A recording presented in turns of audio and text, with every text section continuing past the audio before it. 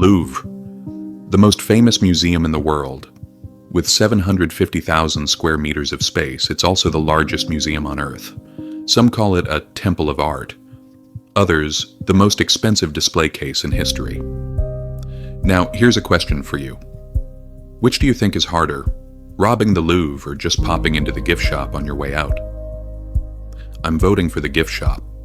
And here's why I'm saying that.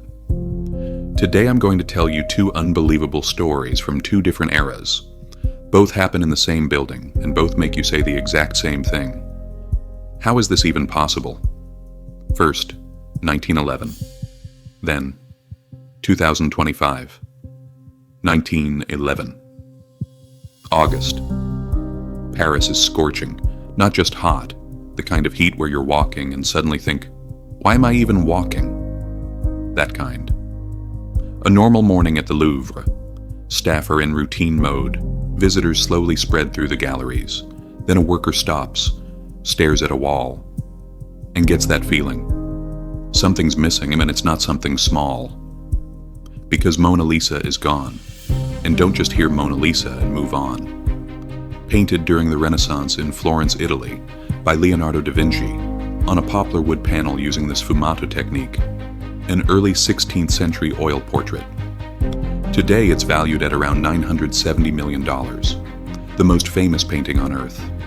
Of course, back then it wasn't seen quite the same way. Back to August 1911. At first no one loses their mind, because in museums paintings are sometimes taken down, moved, sent for restoration. But hours pass. The painting is still missing. Then the empty frame is found downstairs, just sitting there, in the middle of a giant nothing. Stealing the Mona Lisa today sounds like a joke. Cameras, alarms, security. Impossible. But even back then, calling it easy wouldn't be right. What's truly shocking is this. The whole thing unfolds less like a robbery and more like a test of patience. And even the Louvre itself calls it the theft of the century. Imagine a museum officially saying, yes, we experienced the theft of the century right here. Now another question. When a painting disappears, who panics first? Security, the director, or the employee thinking, wait, was I on shift today? Here's the funny, well, tragicomic part. Mona Lisa disappears. And the Mona Lisa conversation explodes. Even when the painting is gone, everyone talks about it. People start coming to the museum not to look at the painting, but to stare at the empty wall where it should be. The museum breaks records, so Mona Lisa basically opens an exhibition with her absence. According to the Louvre's own summary, 2 years later, one name emerges at the center of it all. Vincenzo Peruggia, a worker who once worked at the Louvre. Nobody suspects him at the time. He's questioned twice, but nothing raises alarms. And this is the wild part. Big heists aren't always Hollywood plans. Sometimes the most dangerous method is simply this: act normal. Everyone imagines masked men, but most of the time the winner is the invisible man. Newspapers go insane. The city shakes with one question: where is the painting? Rewards are discussed. Conspiracy theories fly everywhere. No social media back then, but there was curiosity. And curiosity basically creates its own social media. And for 2 years, Mona Lisa is gone. Yes, 2 years. Imagine something goes missing today. After 2 days, there'd already be a documentary titled, "This Doesn't Add Up." In 1911, the story slow cooks. Heavy, gradual, simmering. Vincenzo keeps the painting wrapped up in a trunk for 2 full years. Maybe he thinks time will pass and people will forget. Forget? Not a chance. The whole world learns the name Mona Lisa. Then the story reaches the moment every great theft eventually hits. The selling attempt. Because stealing is one thing, selling is another.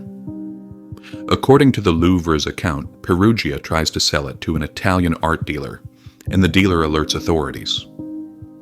Universal lesson: in theft, the hardest part isn't stealing. It's answering the question, who am I going to sell this to? Then Mona Lisa returns, and the Louvre openly says it was found. But its fame had grown even more, so the painting didn't lose value after 2 years. It became a legend. Mona Lisa basically did this. I was gone for 2 years, and you loved me more.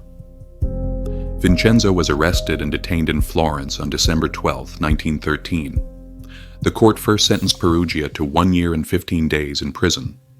During the appeal process, the sentence was reduced to about 7 months. He was released on July 29, 1914. And now, fast forward 114 years. It's 2025. Same Louvre.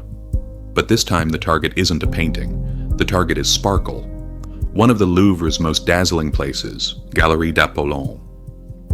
The Louvre describes it as the home of the French crown jewels and royal collections, gold, diamonds, history. It's the kind of room where you walk in and instinctively lower your voice, because the whole atmosphere is expensive. According to Interpol, on the morning of October 19, 2025, around 9:30, this section is targeted and priceless jewels are stolen. Then Interpol says these items are now listed in the International Stolen Art System, meaning a worldwide alert is active. Now a question, if you were a thief, which you should never be, where exactly do you sell something priceless? Answer, not easily. That's why jobs like this often make people suspect motivations beyond money. Now what was stolen? According to a list reported by Reuters, this wasn't random. More like someone chose pieces that had more story to them. A sapphire set tiara and necklace, and a single earring from the same set, an emerald set necklace and a pair of earrings, a reliquary brooch, and Empress Eugenie's tiara, along with a large bodice knot piece. Here's the funny part. In daily life, we struggle just to choose one thing. This shirt or the other one? And we spend 20 minutes. These people are choosing from the jewels of history and taking them within 7 minutes. And here's the no way detail. According to Reuters and Interpol, during the escape, Eugenie's tiara falls and is later found. Just picture it. You pull off something huge, you're leaving. And then, clack, a priceless piece drops to the ground. I swear they must have paused for a second. Bro, we dropped the tiara. Forget it. Go, go, go. And the tiara is found afterward. Right now, 7 people have been taken into custody. They were identified through DNA samples from the scene. But the jewels are still missing. The Paris prosecutor's office even warned that the stolen jewels may have entered the black market. After the incident, other valuable works displayed at the Louvre were moved to the National Central Bank. Now I want to ask you 2 questions. First, if you're taking that much risk, why didn't you touch the most famous stones? Because Reuters says some extremely famous, easier to access pieces, like the Regent, for example, were left in place. So this heist wasn't grab whatever. It was take what we choose. Second, connected to the first story, when the stones are found, will their value multiply the way Mona Lisa's legend did? Because ticket sales for the museum have already multiplied. Now put them side by side. In 1911, a painting disappears. In 2025, jewels disappear. And both tell us the same thing. Sometimes big events don't start with big explosions. They start with something not being where it's supposed to be. And that's the Louvre reality. Mona Lisa came back, but the legend grew.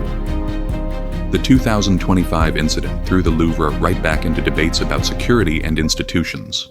News reports describe it in a crisis atmosphere. So at the Louvre, it's not only the artworks that become history. What happens to the artworks becomes history too. Now it's decision time. Which is crazier? 1911? A painting vanishes, no trace for 2 years, then the thief gets caught trying to sell it, and it returns even more legendary. Or 2025, hand-picked jewels, and the tiara dropped during escape detail. Comment only 1911 or 2025. Which one made you say, no way, the most? Me. I'm still stuck on that dropped tiara, dropping the tiara and still escaping. I do not have that level of confidence.